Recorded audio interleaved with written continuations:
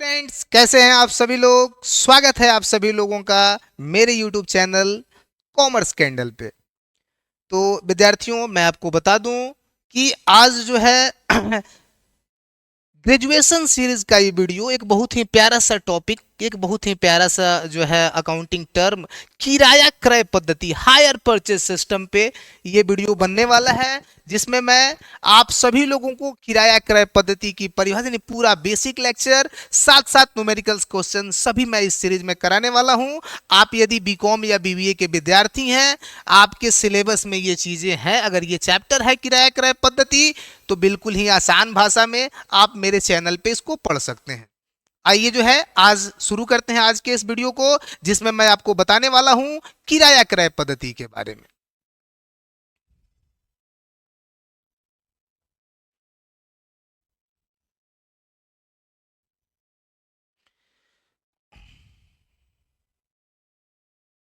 देखिए, सबसे पहले जो है मैं आप लोगों को बताने वाला हूं किराया क्रय पद्धति क्या है।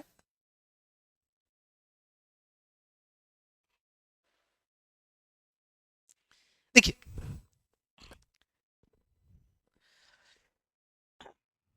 विद्यार्थियों सबसे पहले ध्यान दीजिएगा, आप सभी लोग बिल्कुल ही ध्यान से आप लोग देखिए कि किराया क्रय पद्धति माल के क्रय विक्रय की एक विशेष प्रणाली है, जिसमें माल के क्रेता तथा विक्रेता के बीच एक ऐसा अनुबंध होता है कि क्रेता को माल प्रयोग हेतु दे दिया जाता है और वह उसकी कीमत निश्चित समय अंतराल में किस्तों के माध्यम से करता है। अंतिम किस्त का भुगतान करने के बाद वह उस माल का स्वामी बन जाता है, लेकिन यदि वह किस्त का भुगतान अनुबंध के अनुसार नहीं करता है तो विक्रेता माल को वापस ले लेता है। आप लोगों के लिए बता दें कि यहाँ हिंदी नोट्स हैं, और यदि आप इंग्लिश नोट्स चाहते हैं तो जस्ट अगले स्लाइड्स पे आप लोगों को इंग्लिश नोट्स भी मिल जाएंगे। प्रत्येक जो चीजें होंगी, सारे जो नोट्स होंगे वो हिंदी इंग्लिश दोनों में मिलेंगे, और आपको जो है इसके साथ साथ न्यूमेरिकल्स क्वेश्चंस भी मेरे चैनल पे मिलने वाले हैं। तो ये जो है hire purchase is a special system of purchase and sale of goods in which vendor and purchaser have an agreement that goods is given to purchaser for use on a promise that he will pay its price in various installments with a certain time intervals. After payment of all installments, purchaser will be owner of goods, but if he is failed to pay installments money, then vendor can take goods return and forfeiture all paid amount as the rent of goods.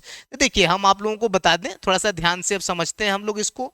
देखिए बाबू, किराया क्रय पद्धति जो है वो एक विशेष प्रणाली है, जिसके अंतर्गत क्रेता तथा विक्रेता के बीच एक क्रय अनुबंध होता है। ये क्रय नहीं होता है, थोड़ा सा ध्यान से समझिएगा इस बात को। यहां जो है ये परचेज नहीं होता है, जबकि एक परचेज एग्रीमेंट होता है, एक क्रय करने का अनुबंध होता है, जिसके तहत ये डिसाइड होता है कि किराया विक्रेता यानी जो माल का स्वामी है वह वस्तु को क्रेता को दे देता है, यानी कि जो खरीदने वाला व्यक्ति है उसको दे देता है यूज करने के लिए, यानी कि वो उसको यूज करने के लिए दे देता है, लेकिन माल पर स्वामित्व क्रेता का नहीं होता है, यानी परचेजर अभी उसका ऑनर नहीं बनता है, क्योंकि आपसी अनुबंध के तहत उसके मूल्य के भुगतान करने की यानी कि उसके पैसे को चुकाने का एक टर्म निर्धारित होता है कि वह जो खरीदने वाला व्यक्ति है वह वस्तु की कीमत एक निश्चित समय अंतराल पर एक निश्चित राशि किस्त के रूप में विक्रेता को देगा। अब वह जितने किस्त तय होता है, यदि वह सभी किस्त विक्रेता को दे देता है, यानी कि जितने दिनों में जितना जितना पैसा उसको देने के लिए तय हुआ होता है, यदि वह उसको पे कर देता है तो अनुबंध के अनुसार माल उसका हो जाता है, यानी कि वह माल का स्वामी बन जाता है। कब? जब परचेजर सभी किस्तों का भुगतान कर देता है तो। लेकिन यदि वो बीच में कभी किस्त का भुगतान नहीं करता है, यानी किस्त जो अनुबंध हुआ है उसके हिसाब से किस्त राशि नहीं चुकाता है तो विक्रेता जो है वो अपने माल को वापस ले लेता है और जो पैसा उसने दिया है किस्त के रूप में उसको संपत्ति का किराया मानकर जब्त कर लेता है। हालांकि इसके संदर्भ में कुछ वैधानिक नियम हैं जिन पर हम लोग आगे चर्चा करेंगे कि वैधानिक अनुपात वैधानिक नियम क्या है, नियम क्या कहते हैं। ऐसा नहीं है कि हर कंडीशन में विक्रेता वस्तु को वापस ले सकता है। कुछ कंडीशंस हैं जिसमें उसे हो सकता है कि अपने पैसे की मांग करनी हो, यानी कि वो संपत्ति वापस ना ले सके। कुछ ऐसे कंडीशंस हैं जिनका जिक्र हम लोग आगे करेंगे, लेकिन सामान्य तौर पे ये परिभाषा इसका यही परिभाषित करता है कि यदि क्रेता सभी मूल्य समय से चुका देता है तो संपत्ति उसकी हो जाती है और नहीं चुकाता है तो विक्रेता उसको वापस ले लेता है और क्रेता के द्वारा जितना पैसा उसको दिया गया है उसको जब्त कर लेता है संपत्ति के किराए के रूप में। अब थोड़ा सा समझते हैं इसको। जैसे मान लीजिए कि एक परचेजर जो है वो जाता है, एक अनुबंध होता है एचपीएस का, हायर परचेज सिस्टम का। ये कैसे होता है थोड़ा सा समझ लीजिए। जैसे एक वस्तु की कीमत है 2,80,000 रुपए, 2,80,000 रुपए, लेकिन हमारे पास चूंकि एक बार देने के लिए पैसे नहीं होते हैं तो ये बड़ा ही सुंदर फैसिलिटी प्रोवाइड कराया जाता है जिसमें होता क्या है कि उसके मूल्य में कुछ ब्याज के पैसों को जोड़ के, जैसे मान लीजिए कंपनी ने कहा कि हमको 20,000 ब्याज भी चाहिए, तो अब इसका मूल्य हो जाता है 3,00,000 रुपया। अब इस 3,00,000 को कंपनी कहती है कि अगर आप एक बार में नहीं दे सकते हैं तो एक काम करिए, आप 50,000 रुपए अभी दे दीजिए और बाकी 50,000 रुपया हमको 5 किस्त में दे दीजिए। यानी कि कंपनी जो है या फिर जो विक्रेता है वह हमसे मूल्य एक बार में नहीं लेता है बल्कि उस मूल्य को किस्तों में देने की छूट दे देता है। हालांकि अनुबंध होते ही वस्तु जो है वो खरीदने वाले को दे दी जाती है, यानी कि खरीदने वाला व्यक्ति उसका यूज कर सकता है, उपयोग कर सकता है, लेकिन वो मालिक नहीं बनता है। मालिक वह कब बनेगा? जब वह अंतिम किस्त का भुगतान भी कर देगा तब। यानी कि इसमें यदि 5 किस्त की बात हुई है, तुरंत 50,000 दे देने के बाद 5 किस्त, तो जैसे ही अंतिम किस्त यानी कि 5वां किस्त खरीदने वाला व्यक्ति चुका देता है तो विक्रेता जो है अब उसके शर्त के हिसाब से सभी पैसे पा लेता है और तब उस पर खरीदने वाले का अधिकार हो जाता है। यानी कि खरीदने वाला जब सारे किस्त का पैसा दे देगा तो वह उसका मालिक बन जाता है, यानी तब से वस्तु पर उसका पकड़ हो जाता है।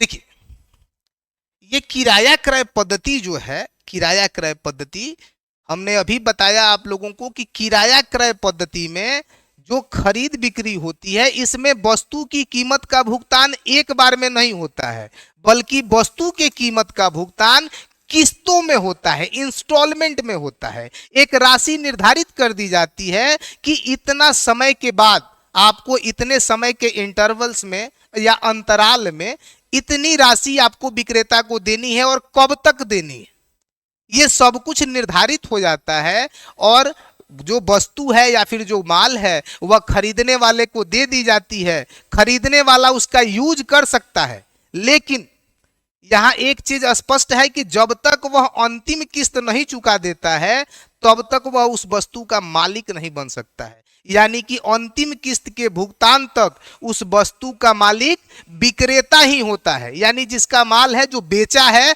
वही उसका मालिक रहता है। खरीदने वाला उसका मालिक तभी बन सकता है जब वह अंतिम किस्त का भी भुगतान कर देता है। अब इस संदर्भ में हमारे यहाँ भारत में किराया क्रय अधिनियम, किराया क्रय अधिनियम 1972 जो है किराया क्रय अधिनियम, उसको संसद ने अपनी स्वीकृति 31 मई 1972 को दी थी और 8 जून 1972 से यह अधिनियम की तरह लागू हो गया। यानी कि जितने भी किराया क्रय किराया क्रय पद्धति पर जो भी वस्तुएं खरीदी और बेची जाती थीं, उन सब के लिए ये अधिनियम बनकर तैयार हुआ 1972, जिसके अंतर्गत वस्तु को खरीदने वाले और बेचने वाले दोनों ही लोगों के अधिकार कर्तव्य स्पष्ट कर दिए गए हैं कि किस तरह का कर्तव्य या अधिकार खरीदने वाले के हैं और किस तरह के बेचने वाले के हैं। यानी दोनों ही लोगों के कर्तव्यों को भी स्पष्ट कर दिया गया है और उनके जो है अधिकारों को भी स्पष्ट कर दिया गया है। अतः इस पद्धति के अंतर्गत यदि सामान आप खरीदते हैं किस्त में भुगतान करके, तो इसके तहत ही आपका जो लेन देन है इसके तहत ही मैनेज होता है। जैसे अन्य व्यवसायों में, जैसे साझेदारी व्यवसाय के लिए भारतीय साझेदारी अधिनियम 1932 बना हुआ है, कंपनी और व्यवसायों के लिए कंपनी अधिनियम 1956 पहले से बना हुआ था, अब उसको संशोधित करके 2013 कर दिया गया है। इसी तरह से कंज्यूमर प्रोटेक्शन एक्ट, उपभोक्ता संरक्षण अधिनियम 1986 बना हुआ था। तो इस तरह से वस्तु विक्रय अधिनियम 1930 बना हुआ है। ठीक उसी तरह से किराया क्रय पद्धति को मैनेज करने के लिए किराया क्रय अधिनियम 1972 लागू होता है, जिसमें कि खरीदने वाले और बेचने वाले दोनों ही लोगों की स्थितियों को स्पष्ट कर दिया जाता है।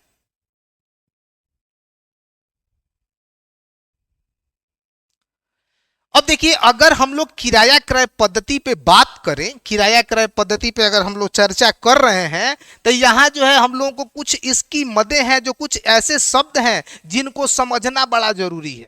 जब तक बाबू हम लोग इन शब्दों को समझेंगे नहीं, तब तक किराया क्रय पद्धति हमारी समझ में नहीं आने वाली है। आइए देखते हैं इन शब्दों को।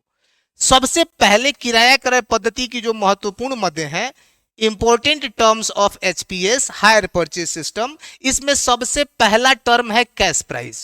सबसे पहला टर्म क्या है बाबू? Cash price. देखिए, प्रत्येक वस्तु का कुछ मूल्य होता है। अब कैश प्राइस क्या है कि यदि हम एट ए टाइम पेमेंट करते हैं किसी वस्तु को खरीदने के लिए, तो वह उसका मूल्य होता है कैश प्राइस। जैसे हम लोग अगर किसी गाड़ी के शोरूम में गए, वहां हम लोग जाके पूछते हैं कि ये गाड़ी की कीमत क्या है, तो उसने कहा कि इस गाड़ी की जो कीमत है वो 1,80,000 रुपए है। तो यदि हम उसको सीधा 1,80,000 रुपया पे कर दें, चाहे कैश के माध्यम से कर दें, चाहे हम लोग कैश के माध्यम से कर दें या फिर चेक के माध्यम से कर दें या किसी भी माध्यम से पेमेंट यदि कर दें, तो तुरंत हम लोगों को इस वस्तु का कैश प्राइस पे करना होता है। यानी उस वस्तु की जो नगद में कीमत होती है उसको कैश प्राइस कहा जाता है। ध्यान से समझिएगा आप लोग इसको।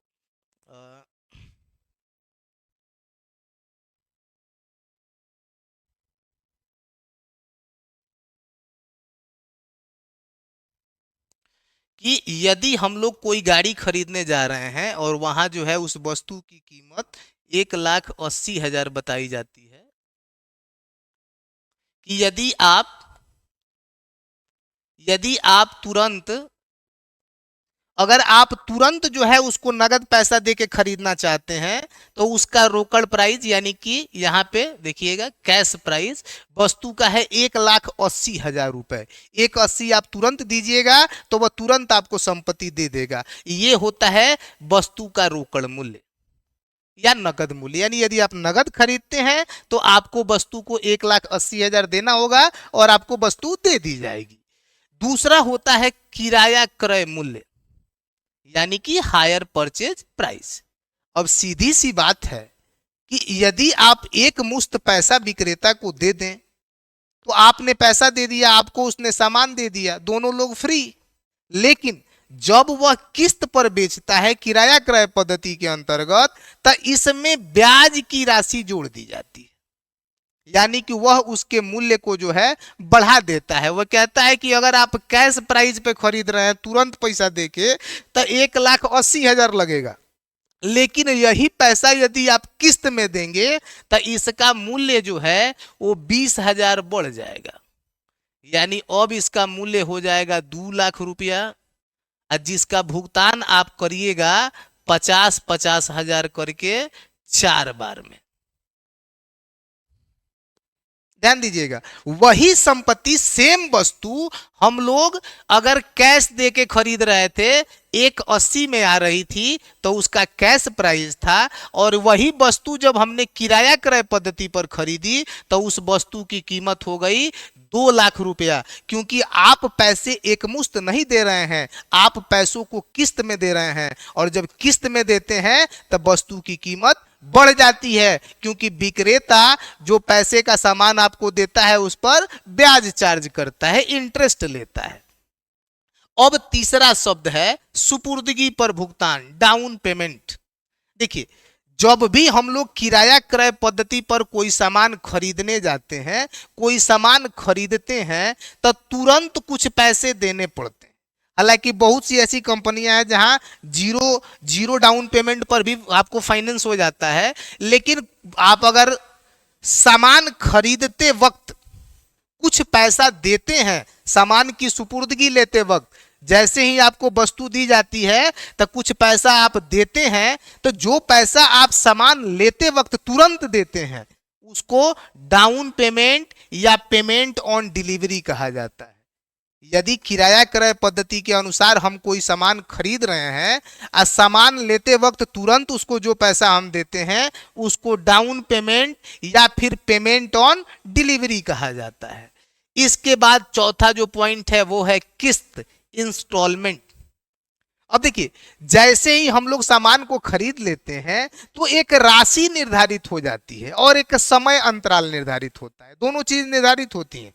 जैसे विक्रेता कहता है कि 1 साल में या 6 महीना में आपको हमको पैसे देने होंगे, अब कितने देने होंगे ये डिसाइड हो जाता है। तो देखिए, जितना अमाउंट डिसाइड होता है, जितना अमाउंट डिसाइड होता है उसको इंस्टॉलमेंट कहा जाता है। यानी कि अगर बेचने वाले व्यक्ति ने कह दिया कि आपको पर साल हमको 50,000 रुपया देना है, मतलब कि समय भी निर्धारित हो गया 1-1 साल पे और निर्धारित हुआ 50,000, तो ये 50,000 कहलाएगा इंस्टॉलमेंट। क्या कहलाएगा? इंस्टॉलमेंट। बिल्कुल बाबू, आप लोग ध्यान से हमारी बातों को समझिए। अगर कोई पॉइंट आपको नहीं समझ में आता है तो आप बेहिचक हमको कमेंट करिए और उसका जो रिप्लाई है मैं बिल्कुल देने का प्रयास करूंगा। अगला है किराया क्रय क्रेता, यानी कि यह वह व्यक्ति होता है जो किराया क्रय पद्धति पर माल को खरीदता है। अगला होता है किराया विक्रेता, जो कि इस पद्धति पर माल को बेचता है। तो आई होप कि आप सभी लोगों को ये important terms of HPS hire purchase system समझ में आ गया होगा। यहां तक ये समझ में आप लोगों को आ गया होगा। अगर कोई दिक्कत होगी तो आप बेहिचक हमको कमेंट करिए, उसको बताने का प्रयास हम करेंगे। अब देखिए, यहां जो है कुछ विशेषताएं बताई गई हैं कि आखिर किराया क्रय पद्धति पे जब हम माल खरीदेंगे तो कौन कौन सी विशेषता होती है इस किराया क्रय पद्धति की। देखिए, जिसमें सबसे पहली विशेषता जो है बाबू वो है माल की उधार बिक्री होना, क्रेडिट सेल ऑफ गुड्स। अरे जब मान लीजिए कि भुगतान अभी किस्तों में होना है, पैसा तो देना नहीं है, अगर पैसा दे दिया गया तब उधार काहे का, लेकिन पैसा चूंकि किस्तों में देना होता है तो ये माल की उधार बिक्री का अनुबंध होता है। दूसरा कि इसका जो मूल्य होता है वो किस्तों में होता है, इसका मूल्य जो विक्रेता को प्राप्त होता है वो क्रेता के द्वारा किस्तों में किया जाता है। तीसरा, माल के प्रयोग का अधिकार क्रेता का होना। अब चूंकि वस्तु खरीदने वाले को दे दी जाती है तो खरीदने वाला ले जाएगा तो उसको यूज करेगा, क्योंकि इसी के लिए ना आखिर वो खरीद रहा है। तो इसके प्रयोग का जो अधिकार होता है वह क्रेता यानी कि खरीदने वाले का होता है। क्रय जो होता है वो क्रेता की इच्छा पर होना।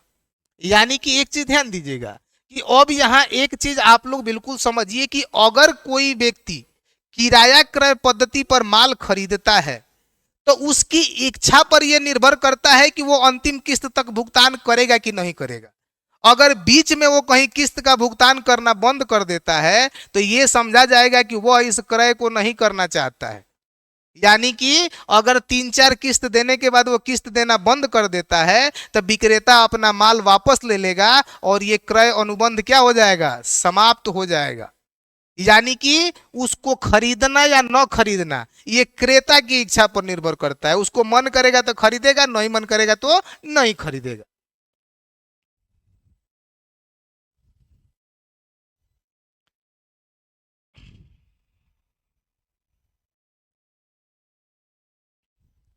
अब यहां देखिए बाबू, अंतिम किस्त भुगतान तक माल पर विक्रेता का स्वामित्व, इसकी पांचवा विशेषता है कि जब तक क्रेता यानी खरीदने वाला व्यक्ति अंतिम किस्त का पैसा नहीं दे देता है विक्रेता को, तब तक उस माल पर जो स्वामित्व होता है यानी माल का जो मालिक होता है वह विक्रेता ही रहता है। यानी कि अगर 5 किस्त की बात हुई है तो जब तक 5वां किस्त भुगतान नहीं हो जाता है तब तक मालिक विक्रेता ही रहेगा। अंतिम किस्त भुगतान तक माल को सही स्थिति में रखना क्रेता का उत्तरदायित्व। Keep goods in ideal condition till last installment is buyer's responsibility. ये ध्यान दीजिएगा यहाँ पे कि जब तक अंतिम किस्त का भुगतान क्रेता नहीं कर देता है वह माल को किसी तरह से क्षतिग्रस्त नहीं कर सकता है, ना ही उसको बेच सकता है। तो ये दिमाग में रखना होता है क्रेता को कि जो वस्तु उसने खरीदी है उसको सही स्थिति में रखना है, यानी कि उसकी लापरवाही की वजह से वस्तु को कोई नुकसान नहीं होना चाहिए। अगला, अंतिम किस्त भुगतान तक मरम्मत का उत्तरदायित्व विक्रेता का होना। इस पद्धति में एक चीज ये बहुत ही अच्छी बेनिफिशियल चीज है कि यदि हायर परचेज सिस्टम पे कोई वस्तु खरीदी गई है तो उसके रिपेयर का यानी जो मरम्मत है उसका उत्तरदायित्व जो है वो विक्रेता पर होता है, बेचने वाले पर होता है। अगला है, क्रेता द्वारा बिक्री का अधिकार अंतिम किस्त भुगतान तक न होना। जैसे कि आपको माल दे दिया गया, खरीदने वाले व्यक्ति को सिर्फ माल दिया जाता है, उसका मालिक नहीं बनाया जाता है, उसका स्वामी नहीं बनाया जाता है। तो जब तक आप उस वस्तु के स्वामी नहीं हैं, जब तक आपको उस वस्तु का स्वामित्व नहीं मिला हुआ है, आप उस वस्तु को बेच नहीं सकते हैं। तो ये है हायर परचेज सिस्टम की कुछ विशेषताएं। इसके बाद जो है हम लोग थोड़ा सा डिस्कस करेंगे वैधानिक अनुपात के बारे में। आइए देखते हैं कि वैधानिक अनुपात क्या कहता है। जो अभी हमने चर्चा किया, माल को वापस यदि लेना चाहता है विक्रेता, तो इस संदर्भ में वैधानिक अनुपात क्या कहता है। तो वैधानिक अनुपात कहता है कि यदि क्रय मूल्य, ध्यान दीजिएगा यहां पे, यदि क्रय मूल्य 15,000 रुपया से कम है, इसका आधा, और 15,000 रुपया या इससे अधिक है तो उसका 3/4। सामान्य वस्तुओं के लिए यदि वस्तु की, जैसे किराया क्रय मूल्य, हम लोग जब किराया क्रय पद्धति पे खरीदते हैं तो अगर हमने 15,000 का कोई सामान खरीदा तो 15,000 या इससे अधिक, ये इस श्रेणी में आ गया। अब हमने 15,000 का ना खरीद के जो है, थोड़ा सा ध्यान दीजिएगा यहां, हम लोगों ने एक 10,000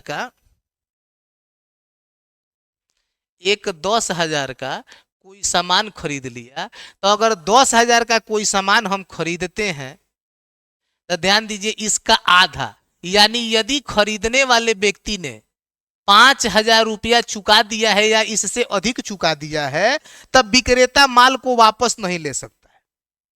ध्यान से समझिएगा इस बात को कि यदि हमारे और विक्रेता कंपनी के बीच में, यानी खरीदने वाले और बेचने वाले कंपनी के बीच में जो किराया क्रय मूल्य निर्धारित हुआ है वह 15,000 से कम है तो उसका आधा, यानी कि यदि 10,000 है तो उसका आधा 5,000। यदि 5,000 से अधिक पैसा खरीदने वाला भुगतान कर दिया है, यानी कि 6,000 मान लीजिए कि दे दिया है, अब नहीं दे पा रहा है, तो इस कंडीशन में विक्रेता माल वापस नहीं ले सकता है, बल्कि वह उसके लिए न्यायालय में मामला दर्ज करा सकता है कि अमुक आदमी एग्रीमेंट के हिसाब से पैसा नहीं दे रहा है। ध्यान से समझिएगा थोड़ा सा आप लोग। अब जो है यहां हम देखते हैं कि अगर 15,000 से अधिक है, जैसे कि एक मान लीजिए कि हम लोगों का किराया मूल्य 20,000 है, तो इस दशा में इसका 3/4 यानी कि 15,000।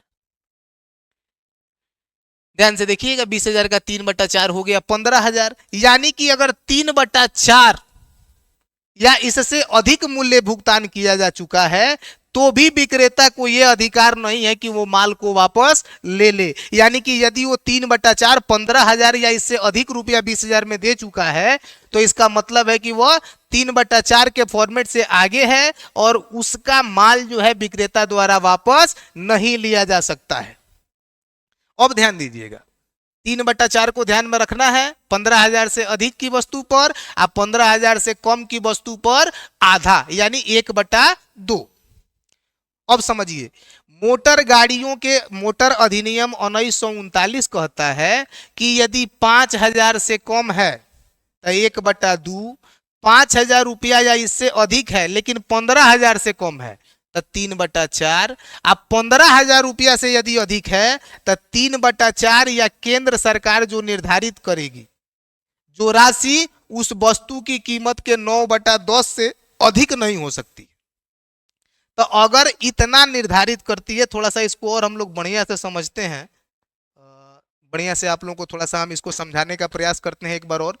आई होप कि आप लोगों को जो है थोड़ा सा इसमें कंफ्यूजन हो रहा होगा। देखिए बाबू, अगर हम लोग मान लीजिए कि कोई ऐसा सामान खरीद रहे हैं जिसकी कीमत 15,000 रुपया से कम है, जैसे मान लीजिए कि 10,000 है, जैसे मान लीजिए कि वस्तु की कीमत 10,000 है,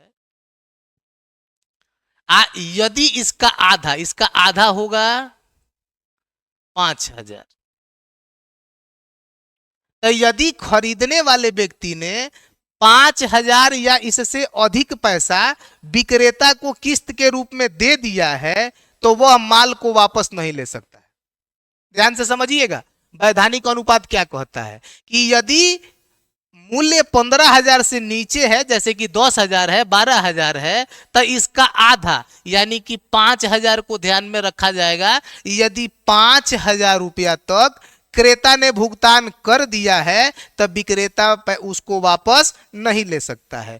लेकिन यदि यही मूल्य 15,000 से ज्यादा है, तो 15,000 से ज्यादा है तो जितने का भी है, जैसे मान लीजिए कि 20,000 का है या 30,000 का है या 40,000 का है, तो 40,000 का है तो देखना है इसका 3/4 यानी कि ये हो जाएगा 30,000।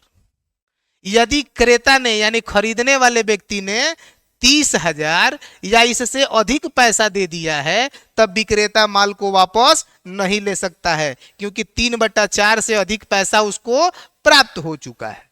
आई होप कि ये पॉइंट आप लोग को समझ में आ गया होगा। आइए देखते हैं दूसरे पॉइंट को।